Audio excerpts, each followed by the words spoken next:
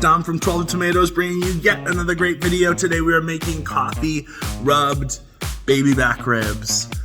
Oh yeah. All we're gonna do is make our blend, make our rub it all over, throw it right into a low roasting oven, and then we're gonna reduce a soy brown sugar glaze to glaze the ribs once they come out. Oh, these are so good. Let's do it. Okay, so first thing you want to do is you want to remove the membrane from the ribs. Nobody likes the membrane. You don't get any seasoning penetration, and it's leathery. It's not cute.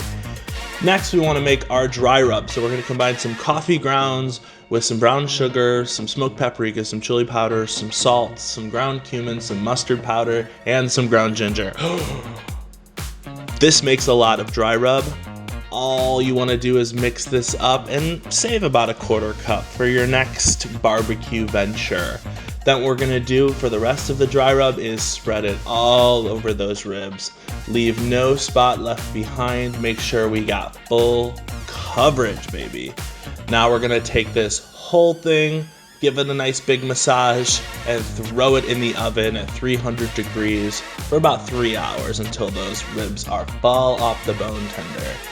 Now we're gonna make our glaze. So in a hot pan, we're gonna combine some honey, some water, some adobo sauce, and some soy sauce. We're gonna mix that together, and we want to reduce this mixture until it gets nice and syrupy and coats the pan. This is a really, really nice rub with really fun, smoky and umami flavors with that classic barbecue sweetness. So once those ribs are done, pull them out. You're gonna drizzle it with the glaze, make sure that glaze goes all over the place, and then throw it back in the oven at under broil setting to get it nice and sticky. And enjoy, baby. Ribs are done, 3 hours, and they're done.